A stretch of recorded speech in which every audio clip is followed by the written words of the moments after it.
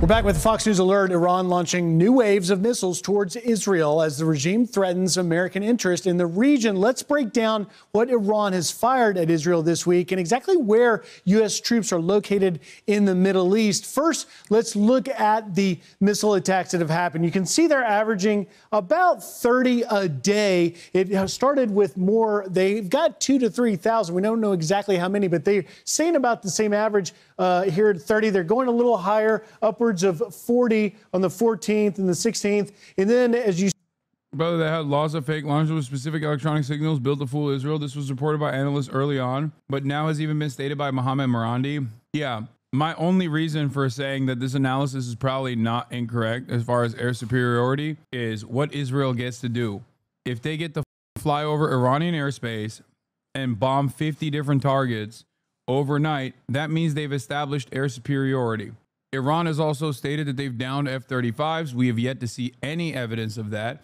And we have seen evidence of at least one Israeli drone that they did successfully down, which means that when they do actually successfully down Israeli aircraft, they show it instantly. At first, I thought maybe they immediately took it in for investigation, but the fact that they have not, we did see evidence of the downed F-35. No, we didn't. Iran has yet to show any evidence for a downed F-35 or even a female pilot that is being held captive. Who was saying Iran downed the F-35? Iran was. The reason why I thought it was possible is because of what I've seen in American reporting about Yemen potentially damaging, according to American military sources, Yemen was capable with their limited anti-air defense system capabilities of damaging an F-35. That's what the American government statement was. That is why I thought maybe it is possible. Now it seems less probable, considering that there is no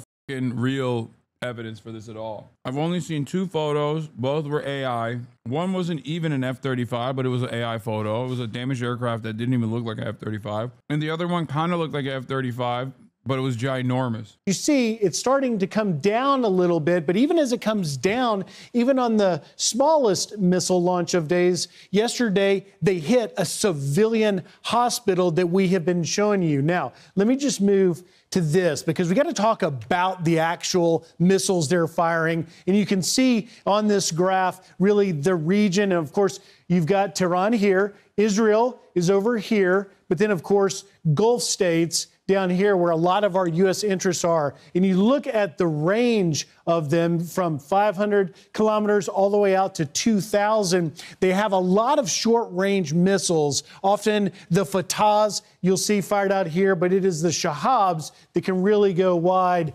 That is of great concern. And then lastly, let me just go back to, as we showed you that range of 2,000, obviously all of this is in there to include Al Udeid Air Base in Qatar, in Kuwait, Ali Al Salim, been a long-time air base for us, a lot of our assets there, along with the deep water port in Bahrain. That is a...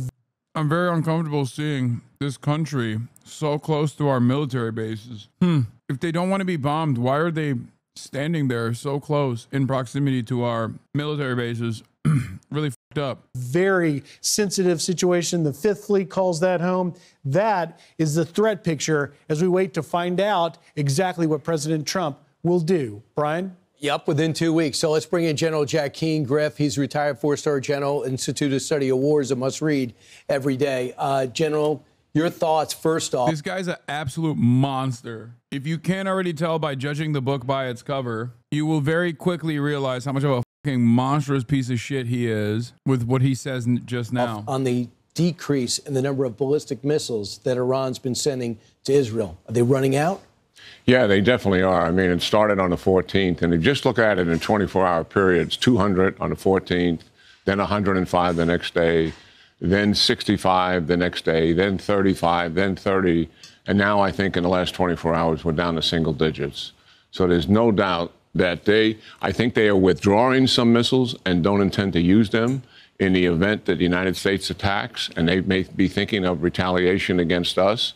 That's a possibility. But there's no doubt that two things are happening. The Israelis are destroying their mobile missile launchers, and that's a tough target. About 70?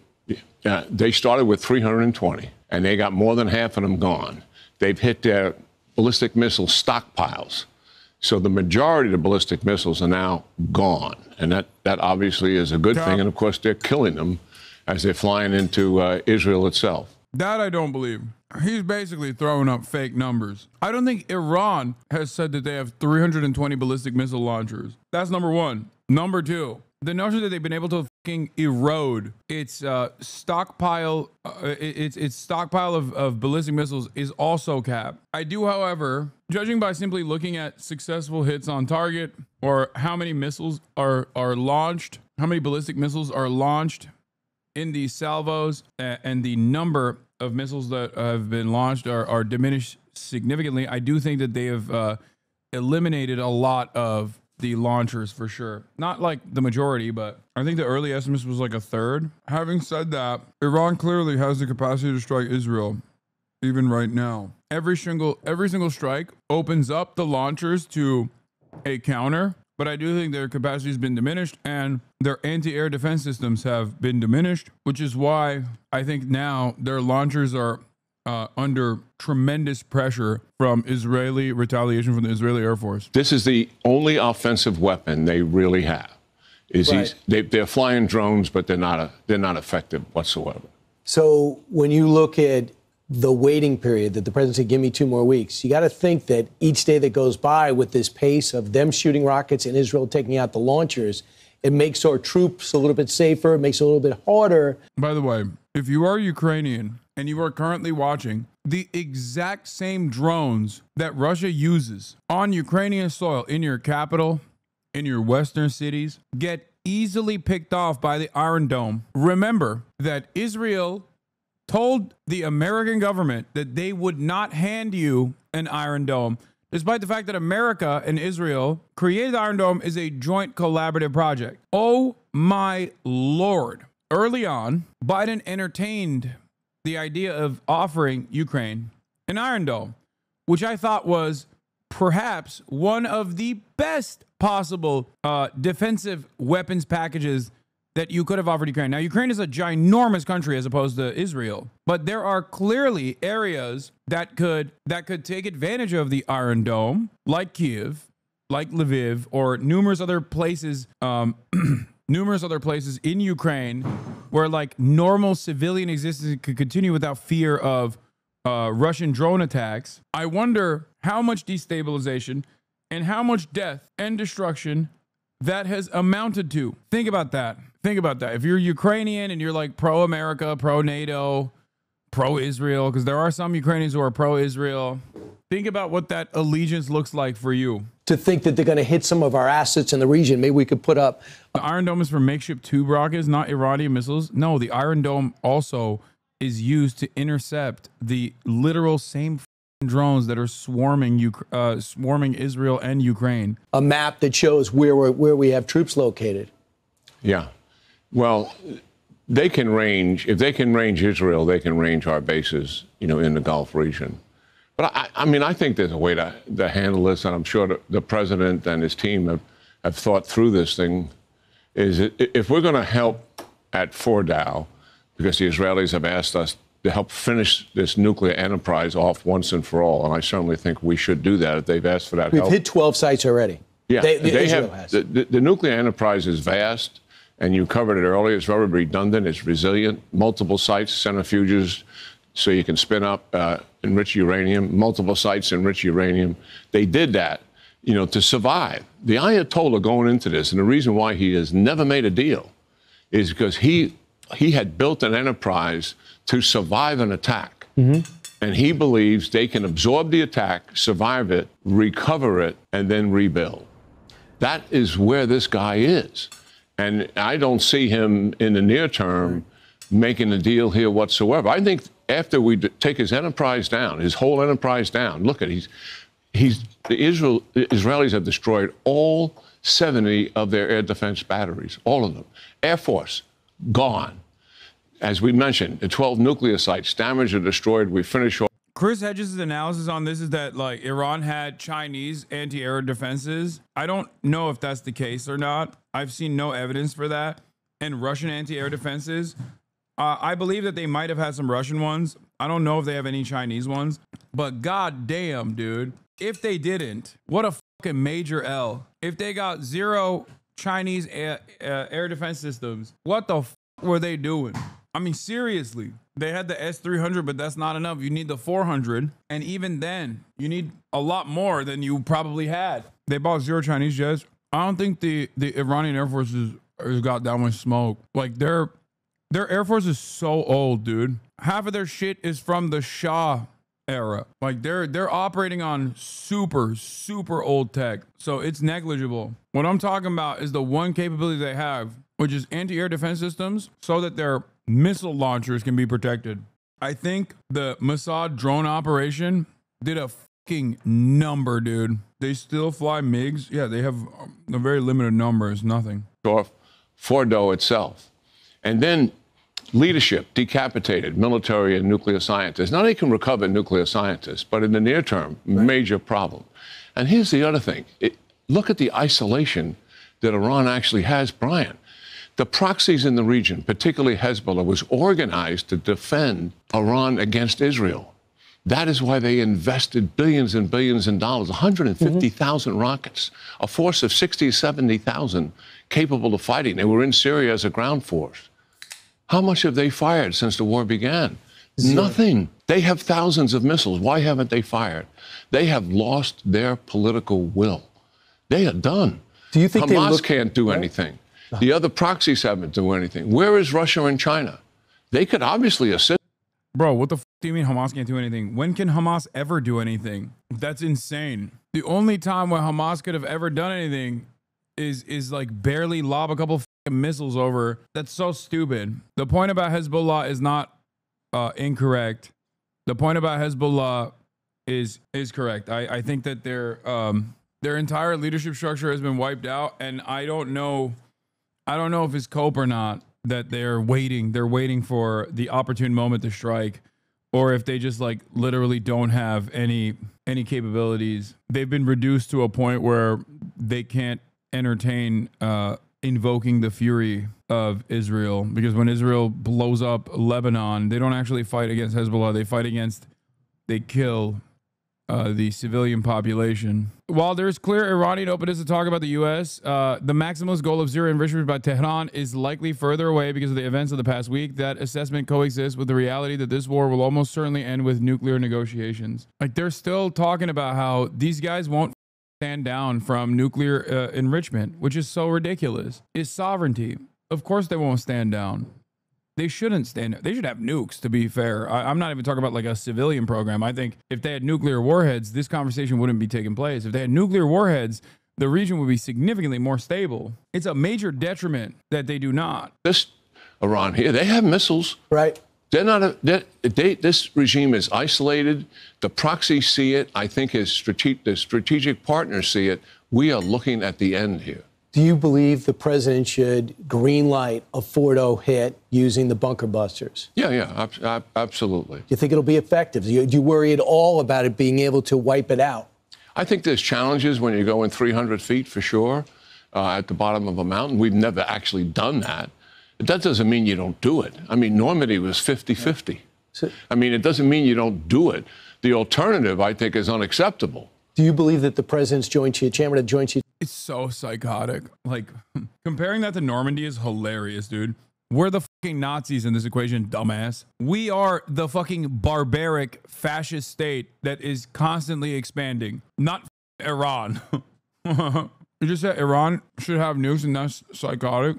Yes. Okay, let me explain something to you. I did this the other day, and I think it bears repeating. You don't get nukes because you want to use them. You get a nuke so that you don't get nuked. Because if you get nukes and you use your nuke, then you're gonna get nuked. The entire reason for why you acquire nukes is so you don't get nuked. It's mutually assured destruction. That is precisely the reason why Israel has gotten nukes, so they can be a sovereign state. Unless you are under the Non-Proliferation Treaty or the banner of NATO protection and have American nukes like Turkey does, if you are a nation state that is outside of the Western umbrella of Western Empire, if you do not have nukes, then you are basically waiting until your country is turned into a proxy battle by two parties that do have nukes. That's it. Iran is a fantastic example of this reality, and the DPRK is a successful example of what happens when you have nukes.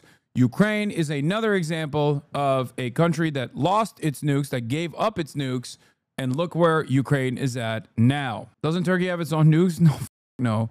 We have American nukes at the Incirlik base. You do not get nuclear proliferation so you can use them. You get nuclear proliferation so that the threat of using one stops other countries from actually doing things that violate your sovereignty. I am in favor of complete denuclearization, but in the absence of that reality, it is understandable for countries in the short term to actually get their own nukes if they want to be sovereign.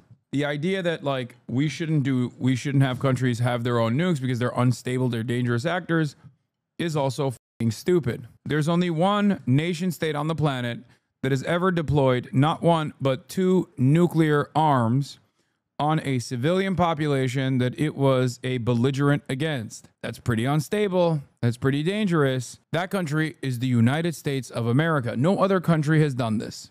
Countries have tested out nukes. Countries have deployed nukes. They have never used nukes as a weapon in combat as a belligerent against a totally separate nation state and its civilian population, except for the United States of America. So if there's one country that is the most belligerent, the scariest country, is the United States of America, the nation that also first invented the atom bomb, thinking that no one else would ever get access to this kind of information. Chiefs of Staff, Secretary of Defense, DNI, do you believe they're advising him to do this? I would suspect they are. If they asked, what they do is they lay out options and then the risk associated with everything, and then the president would ask, what's your recommendation? Now, listen, let me tell you something. This Eric Kurilla, who's the CENTCOM commander, that's been here a number of years, he's one of the best we have ever had in uniform as an operational commander. This guy has got his act together, and he is as steady as can be. Does the president trust him? Oh, absolutely. When he was working for Joe Biden and they had attacked us over 350 times in Iraq and Syria over the 4-year period, just listen to what I just said to you. Right. And he wanted to respond. He made the fact that this freak likes Kurilla is terrifying, because as we read in reporting thus far, Kurilla, the head of U.S. CENTCOM, has Trump's ear and is also super pro striking Iran alongside Israel, and wants to make a name for himself, wants to develop a legacy for himself and Donald Trump, and has gone as far as suggesting that the retaliation from Iran will be restrained and will not meet the standard of significant deterrence if they are to strike Fordow, using the Qasem Soleimani assassination as an example of inconsequential acts of escalation from the American side. He is one of the most rabid Israel supporters in the military, and he is currently one of Trump's top advisors. This is a terrifying prospect, and one that all but shows that we're gearing towards military action. recommendations to the president. He gave them a target list of 120. He didn't want to hit the proxies that were hitting us. He wanted to hit Iran to shut it down. And they never gave him permission. He's got a president now that will listen. Who's listening. Call him the gorilla. I just want to tell you that in the New York Times today, a short time ago, Iran rejects Trump's call for surrender in war with Israel. Predictable. I mean, he wants to survive this. The one thing I would say about the strike, the way to handle the strike, get the message to the Ayatollah. Mr. Ayatollah, we are conducting an air strike to support Israel's war. Right. And you know the reason why. And it's a one-off strike. We're not doing anything else. If you retaliate against us, then all bets are off. We're going to come for you with consequential force. And that would put his existence and his regime on the table. I hope the president's watching, because that's fantastic advice. Back in a moment. Thanks, General. We'll talk to you in an hour. You got it. All right, we got a Fox News alert. President Trump is preparing for an intelligence briefing with his national security team at 11 o'clock in the Oval Office. It comes as a senior Iranian official says they will reject any deal. I like that we watch both CNN and Fox News and even NBC and ABC CBS, because it basically shows you that despite like the aesthetics, the argument is always the same. Like both sides of the supposedly diverse media landscape fails to demonstrate any kind of diversity of opinion on this. There is not a single outlet that talks about the American majority opinion that we shouldn't be doing this. The only time where they barely talk about it is when they say, oh, MAGA is at odds. The MAGA base doesn't seem to, you know, believe that Trump is or thought that Trump was an isolationist. Like, that is the only time where they offer a little bit of coverage about the American Democratic perspective. It's not just the Republican MAGA base that's like that is against going to war with Iran. The American Democratic Party is also entirely against military intervention in Iran. The problem is the party politicians are not, which is why I repeat over and over again, the liberal fantasy demonstrated by a lot of people who voted for Kamala Harris, who claimed with no reasonable evidence whatsoever that Kamala Harris would operate with different standards, is so stupid. It's especially stupid because Kamala Harris isn't dead. She is very much alive right now, which means that as an alive person, she could just say that it's completely and utterly ridiculous to go to war with Iran. As far as I know, she has not said a damn word. I do, however, remember when she said she would be more hawkish against Iran than Trump when she was running. Liberals that fantasized about Kamala Harris being the liberator of the Palestinians have yet to hear from Kamala Harris talking about her concern with how the Trump administration has dealt with the Palestinian population so far. She has not said a damn word about that either. Yeah. Yusuf Munayyer says, Biden-Harris included all told us Trump was a national security novice and nightmare. Have they tweeted anything opposing Trump's reckless flirtation with another Middle Eastern quagmire? No, because they don't oppose it. There is one main party in D.C., the war party. Oh, someone said the same thing. Harris obviously would have been against this war. Too bad she's dead now and can't say anything. Yep. General, your take, what would you say right now if the president said, I need you in the Oval Office to talk to me about what my options are? What would you emphasize? Yeah, well, a few things. I think, first of all, I think he's had 4 or 5 meetings on this, and we certainly don't know, where he is on all of those meetings. But I think from the policy perspective, from when you look at it, from Marco Rubio's responsibilities. I'm about to. Maya's here. This is a huge strategic opportunity here that we haven't had in 45 years.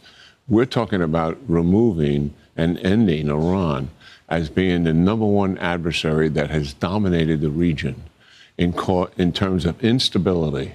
They've been at this for 45 years. And as you pointed out to our audience here, the history of killing Americans during that time frame is very significant, but their overall behavior. So as a result of diminishing this regime, taking away its nuclear capability, taking away much of its military capability, weakening it politically, isolating it for the first time, as we mentioned in the last hour. I mean, the proxies aren't helping them. Right. I mean, their allies aren't helping them. And China and Russia are not helping them.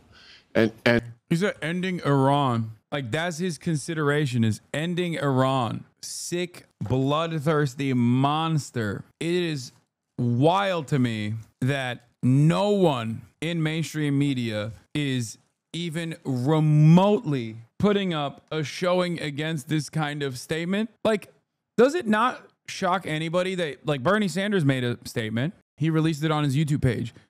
Why is Anderson Cooper not talking to Bernie Sanders?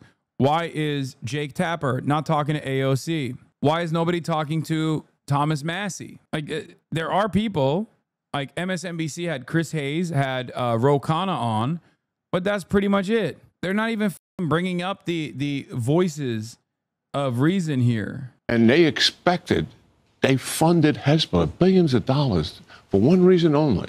Yes, to do state-sponsored terrorism, and they were the best at it in the business. But number 2, and the primary reason, was to defend Iran in the event of a war with Israel, and they haven't fired a shot. They lost the political will. So what that presents to us is our contribution here to end this. After all, this is Israel's. because like 29% of Americans aren't insane warmongers. It's just not politically or socially advantageous. That's not true. That's not true. One, with maximum charitability here, you're basically describing the byproduct of the media not serving the interests of the public and not actually showing that there's an alternative vision here. But even then, you're not correct. No, Iraq war is entirely different. We are literally sitting in the ashes of the Iraq war. Dog, yes. I'm explaining to you what happens. I'm using the Iraq war as a warning. We are living in the aftermath, in the ashes of what happened with the Iraq war.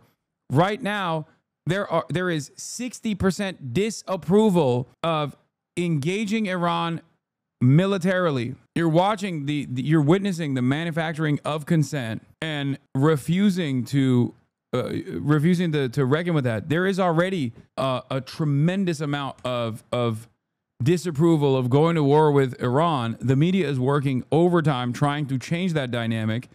It's still not working. And you're in here being like, nah, everyone's a bloodthirsty monster. They might be.